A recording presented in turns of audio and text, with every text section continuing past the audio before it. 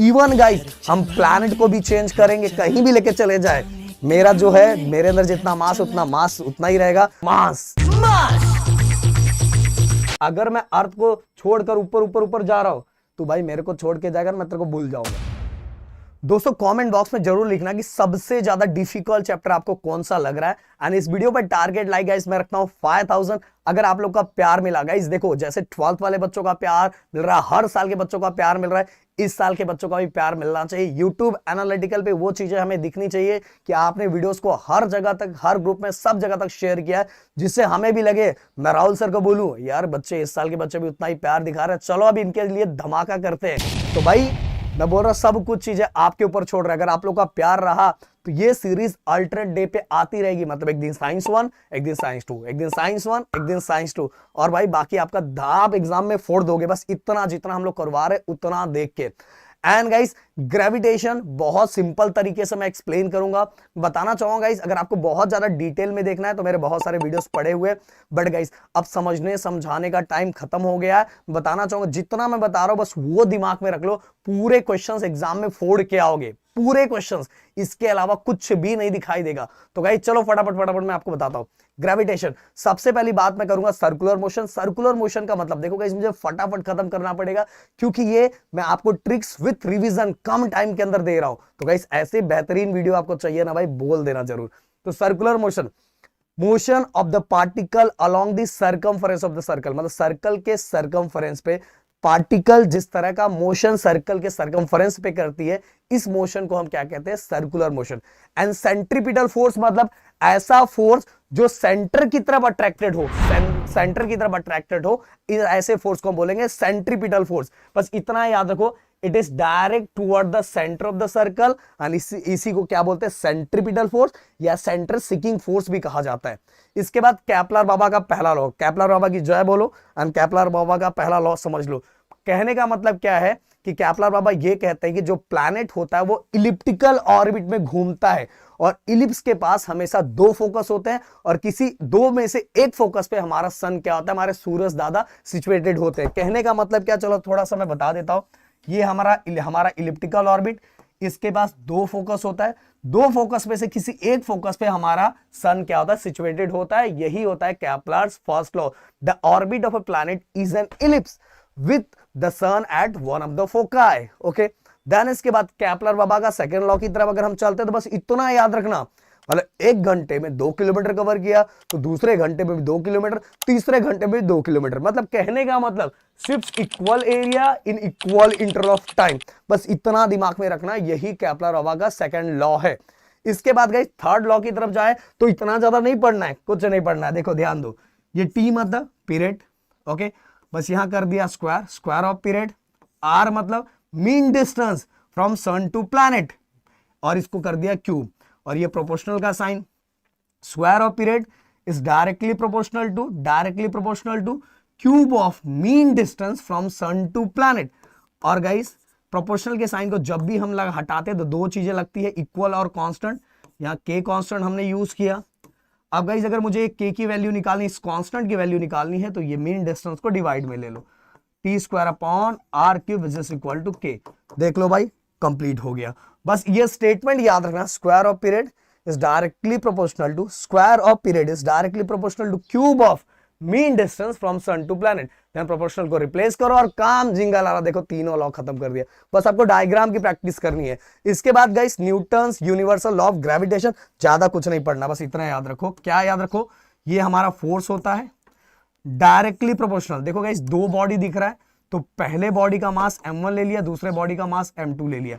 दोनों के बीच का डिस्टेंस कहीं d लिया जाता, कहीं r लिया जाता, दोनों का मतलब एक ही है, तो दोनों के बीच के डिस्टेंस को हम स्क्वायर कर लेते हैं, क्योंकि डायग्राम में d लिया तो मैं d लिख देता हूं।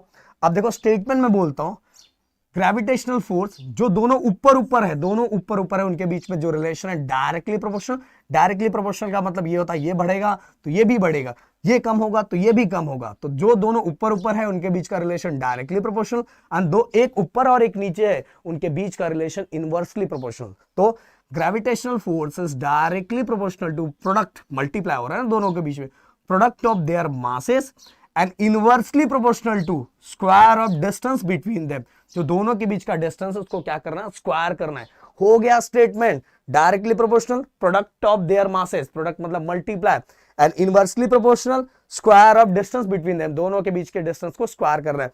अब जैसे ही प्रोपोर्शनल के साइन को मैं हटाऊंगा तो यूज होगा कांस्टेंट। तो प्रोपोर्शनल के साइन को हटाया तो दो चीजें यूज होती, इक्वल और कांस्टेंट। तो जी लगा दिया m1 m2 upon D square, हो गया। देन गाइस अब बोलोगे अरे सर मुझे यूनिवर्सल ग्रेविटेशनल कांस्टेंट निकालना, अरे निकालते हैं ना, ये जी अपने को चाहिए तो बाकी सबको हटाओ, दुश्मन को हटाओ, जो नहीं चाहिए उसको हटाओ। कैसे हटाएंगे, देखो मैं यहां लिख देता हूं ऐसे, कैसे, ये डिवाइड वाला मल्टीप्लाई में चला जाएगा, तो मुझे ये चाहिए तो बाकी को हटाओ। देखो डिवाइड वाला मल्टीप्लाई, देन ऊपर वाला नीचे, मतलब मल्टीप्लाई वाला डिवाइड, हो गया। यूनिवर्सल ग्रेविटेशनल कांस्टेंट का अपना फॉर्मूला बन गया। अगर इसी का यूनिट निकालना है तो कैसे निकालेंगे, फोर्स का क्या होता है न्यूटन, डी क्या है एक तरह से डिस्टेंस है, डिस्टेंस का क्या होता है मीटर, और स्क्वायर दिया इसलिए स्क्वायर लिख दिया। मास है ना, ये मास का यूनिट क्या होता है केजी, और 2 मास दिया हुआ इसलिए केजी स्क्वायर, हो गया खत्म, दोनों काम खत्म कर दिया हमने। और ये डायग्राम बनाओ, जो मैंने सिखाया बस वो कर दो और उसी को देखो स्टेटमेंट बना दो, काम खत्म। देन इसके बाद गाइस मास, मास मास के बारे में बस इतना ही पॉइंट रखो। सबसे पहले definition, mass is the amount of matter. Then इसके बाद गाइस मास का जो यूनिट होता है वो केजी होता है। मास एक स्केलर क्वांटिटी है, क्योंकि गाइस उसको डायरेक्शन की जरूरत नहीं पड़ती, इसलिए मास क्या स्केलर क्वांटिटी है। मैं डिटेल में नहीं बताऊं क्योंकि जितना काम उतना ही बोलता हूं। मास हर जगह सेम होता है, इवन गाइस हम प्लैनेट को भी चेंज करेंगे, कहीं भी लेके चले जाए, मेरा जो है मेरे अंदर जितना मास उतना ही रहेगा, मुर्गे के अंदर जितना मास उतने का उतना ही रहेगा, चेंज होने वाला नहीं है। Even guys higher the mass higher the inertia, जितना ज्यादा मास बढ़ेगा उतना ज्यादा उसके अंदर इनर्शिया बढ़ता है। इनर्शिया टोटल 3 होते हैं, कमेंट बॉक्स में लिख के मुझे जरूर बताना। इसके बाद गाइस वेट की बात करूंगा, इतना टेंशन नहीं, इतना सब पढ़ना नहीं, अपने पास टाइम नहीं इतना है। देखो weight it is a product of mass into acceleration due to gravity. And guys दूसरा बस यही याद रखो, ये डेफिनेशन लिख दोगे तो भी पूरे मार्क्स मिलेंगे। Weight is defined as it is a product of mass and acceleration due to gravity. और वेट एक तरह का फोर्स होता है, इसीलिए गाइस इसका जो यूनिट होता है वो न्यूटन होता है। एंड गाइस देखो weight place to place, even planet to planet change होता रहता है। क्यों चेंज होता रहता है, क्योंकि गाइस देखो मास तो हर जगह सेम होता है, but acceleration due to gravity हर जगह चेंज होता है, और ये चेंज होने की वजह से टोटल कैलकुलेशन भी, वेट भी क्या हो जाता है, चेंज हो जाता है। तो वेट प्लैनेट टू प्लैनेट और प्लेस टू प्लेस क्या होता है, चेंज होता है, पर मास चेंज नहीं होता। इसके बाद गाइस अर्थ ग्रेविटेशनल पोटेंशियल, ये वाला फॉर्मूला आपको याद रखना है। अगर आपको ज्यादा जानना है कि ये कैसे आया तो प्लीज मेरा डिटेल वाला वीडियो देख लेना, समझ लेना, बट एग्जाम में बस इतना ही काफी है। इसके बाद आगे चलते हैं वैल्यू ऑफ जी। ये value of g acceleration due to gravity on earth कैसे फाइंड किया जाता है, इसका डेरिवेशन कैसे निकालते हैं, तो चलो मैं आपको बताता हूं। सबसे पहले force mass into acceleration, but यहां ग्रेविटी की बात हो रही तो इसलिए जी वाला लिखेंगे, acceleration due to gravity. Then guys अभी एक फॉर्मूला हमने बनाया था, जस्ट अभी जहां हमने डी लिखा था पर यहां आर लिखेंगे, ओके यहां हम लिख देते हैं आर, ओके लिख दिया। अब गाइस देखो ये दोनों अगर सेम है, तो ये दोनों सेम हो जाएंगे। हमने अगर राइट हैंड साइड सेम होता तो लेफ्ट हैंड साइड सेम हो जाता है, लेफ्ट हैंड साइड सेम है तो राइट हैंड साइड सेम हो जाता है। तो अगर ये सेम है तो ये दोनों भी सेम हो जाएंगे, कर दिया। अब दोनों साइड से स्मॉल एम कैंसल, तो G equal to G M upon R square. Okay guys, और मैं इसको चेंज करता हूं। ये जो आर है गाइस, मैं थोड़ा यहां एक्सप्लेन करना चाहूंगा। इस आर को लेके, स्मॉल आर कैपिटल आर को लेके बच्चे बहुत कंफ्यूज होते हैं। देखो गाइस, अगर कोई body on the surface of earth है, जैसे अर्थ का मास कैपिटल एम से डिनोट करते हैं, इसके रेडियस को आर से डिनोट करते हैं। मान लो एक ये बॉडी जो हमारा अर्थ का है और एक बॉडी है जो अर्थ के बाहर है, इसके मास को स्मॉल एम लेते हैं। तो mass of the object, mass of the earth and universal gravitational constant, अगर ये स्मॉल आर दिया हुआ है, जैसे अब यहां से यहां का डिस्टेंस हम लोग h ले लेते हैं, तो या तो इस r के जगह पे आप ऐसा भी लिख सकते हो, ऐसा r प्लस h, पर जिसको अच्छा नहीं लगे, नहीं सर मेरे को अच्छा नहीं लग रहा है, सर मेरे को एक ही लिखना है, तो भाई वो स्मॉल r भी लिख सकता है। But guys in case object अभी भी on the surface of earth है, अर्थ के ऊपर ही है, तो अर्थ के ऊपर रेडियस कितना होगा, आर ही होगा, कि हाइट तो यहाँ 0 है, हाइट 0 है, तो final formula on the surface of earth के लिए फॉर्मूला क्या हो जाएगा, जीएम अपॉन आर स्क्वायर। तो गाइस ये याद रखना कब कब आर कैसे चेंज होता है, ये मैंने पूरा बता दिया। इसके बाद guys variation in value of G, बस इतना याद रखो, ये चीजें याद रखो। ओके ये देखो, ये ऊपर ही ये नीचे, और दोनों में इनवर्सली प्रोपोर्शनल। इनवर्सली प्रोपोर्शनल का मतलब होता है एक बढ़ेगा तो दूसरा कम होगा।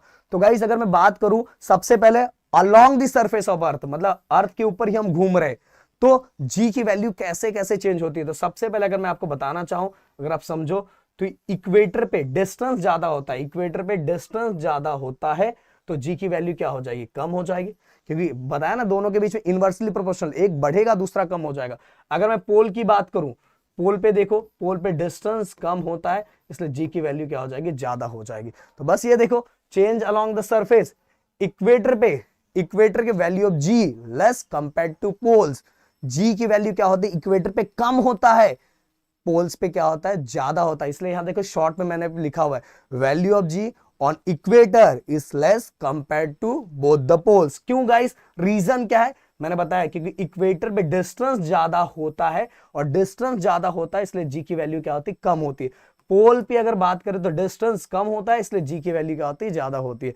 अब अगर हाइट की बात करूं तो हाइट का भी वही सेम कॉन्सेप्ट, हाइट का भी सेम कॉन्सेप्ट। अगर डिस्टेंस बढ़ेगा, अगर डिस्टेंस बढ़ेगा, ओके, तो जी की वैल्यू क्या हो जाएगी, कम हो जाएगी। समझ में आ रहा? और डिस्टेंस अगर कम होगा तो जी की वैल्यू क्या हो जाएगी, ज्यादा हो जाएगी। मतलब अगर मैं अर्थ को छोड़कर ऊपर ऊपर ऊपर जा रहा हूं, तो भाई मेरे को छोड़ के जाएगा, मैं तेरे को भूल जाऊंगा। तो ये छोड़ के ऊपर ऊपर जा रहा है, मतलब डिस्टेंस बढ़ रहा है तो जी की वैल्यू क्या हो जाएगी, कम हो जाएगी। बट अगर ये नजदीक आ रहा है, मतलब डिस्टेंस क्या हो रहा है, कम हो रहा है, तो जी की वैल्यू क्या हो जाएगी, बढ़ जाएगी। तो जस्ट उल्टा, ये देखो लिखा हुआ एकदम इशारों में मैंने बताया कि अगर ये देखो ये ऊपर जा रहा है, मतलब हाइट इंक्रीज हो रहा है, तो decrease in the value of g. Okay, और गाइस यहां इसके अंदर कंडीशन, मैं देखो पहले ये पॉइंट बता देना चाहता हूं, बहुत अच्छे तरीके से लिखा है। हाईएस्ट पोल्स पे होते हैं और इक्वेटर पे 9.78 होते हैं। क्या होते हैं मैंने रीजन बता दिया। इसके बाद चेंज विद द हाइट की मैं बात करूं तो गाइस जैसे जी इंक्रीज होगा, कब जी इंक्रीज होगा, जब हाइट डिक्रीज होगा।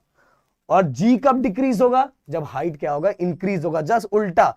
और ये इक्वेशन का यूज करके ही मैंने बताया, क्योंकि दोनों के बीच रिलेशन इनवर्सली प्रोपोर्शनल है। इसके बाद डेप्थ की अगर मैं बात करूं तो यहां डेप्थ के लिए ये समझ लो, ओके, डेप्थ के लिए समझ लो कि ये हमारा अर्थ, अब मैं अंदर जा रहा हूं, मैं ऊपर घूम लिया, अर्थ के ऊपर अर्थ के सरफेस पे घूम लिया, अब अर्थ के अंदर जा रहा हूं। मान लो मैं इधर पहुंच गया और अर्थ का सेंटर ये है। अब मेरे लिए अर्थ बस इतना ही रहता है, मतलब यहां पहुंच गया तो बस अब मेरे लिए अर्थ इतना ही रहता है। मतलब कहने का मतलब यहां मास भी कम हो गया, ओके, मास भी कम हो गया, क्योंकि मास अब अर्थ का बस मेरे लिए इतना ही है ना। और साथ में डिस्टेंस, मतलब रेडियस भी कम हो गया, डिस्टेंस भी कम हो गया। अब साथ में अगर मैं यहां आ जाता हूं, अब मेरे लिए मास और कम हो गया और साथ में डिस्टेंस और कम हो गया। देन यहां आ गया, फिर से मास और कम हो गया, डिस्टेंस और कम हो गया। मतलब कहने का मतलब ये है कि अगर मैं डेप्थ में जाता हूं तो mass as well as distance दोनों डिक्रीज होते हैं। और मास और डिस्टेंस अगर दोनों ऊपर और नीचे वाली दोनों वैल्यू अगर डिक्रीज हो रही है तो रिजल्टेंट वैल्यू भी अपने आप क्या हो जाती है, डिक्रीज हो जाती है। ओके, तो अगर हम डेप्थ में जाते हैं तो mass as well as distance दोनों डिक्रीज होते हैं, therefore the value of g will also decreases. ये याद रखो जब डेप्थ में हम जाते हैं। और जैसे ही गाइस सेंटर पे पहुंच गया, सेंटर पे पहुंचने में मास भी खत्म हो गया पूरा एंड डिस्टेंस भी खत्म हो गया, तो हमारा वहां जी की वैल्यू भी क्या हो जाएगी, जीरो हो जाएगी। तो चलो ये भी मैंने बता दिया। इसके बाद गाइस एस्केप वेलोसिटी बहुत सिंपल है। एस्केप वेलोसिटी का क्या मतलब होता है कि ऐसी मिनिमम वेलोसिटी जिसका यूज करके सैटेलाइट एस्केप हो जाए, बाहर निकल जाए from the earth gravitational field. Okay, minimum velocity required for the satellite to escape from the earth gravitational field. Okay, earth की ग्रेविटी से बाहर निकलने के लिए जितनी मिनिमम वेलोसिटी का रिक्वायरमेंट होता है उसी को हम बोलते हैं एस्केप वेलोसिटी। अब गाइस फ्री फॉल की अगर मैं बात करूं तो फ्री फॉल के लिए बस जो पॉइंट मैं बता रहा हूं बस उतना ही पॉइंट आपको याद रखना है। फ्री फॉल का मतलब क्या होता है, the motion of any object under the influence of gravity alone is called free fall. अगर कोई भी ऑब्जेक्ट बस ग्रेविटी के अंडर गिर रहा है तो उसको बोलेंगे free fall. But free fall के लिए कुछ कंडीशन है। सबसे पहले इनिशियल वेलोसिटी देखो मैंने पकड़ के रखा है, तो स्टार्टिंग वाली वेलोसिटी क्या है, जीरो। तो initial velocity of the object is zero. दूसरा, आप सभी को अगर मैं इसको ऐसे छोड़ूं तो भाई एयर पार्टिकल्स, बहुत सारे ऑब्स्टेकल्स है जिसके कारण इसकी स्पीड क्या होती है, डिक्रीज होती है ना, सही बात है ना। तो during the free fall frictional force due to air oppose the motion of the object. सही बात है ना, अगर मैं इसको छोड़ू तो बहुत सारे जो ऑब्स्टेकल्स है, एयर पार्टिकल्स, एयर्स, इसको क्या करेंगे, इसको मोशन को अपोज करेंगे।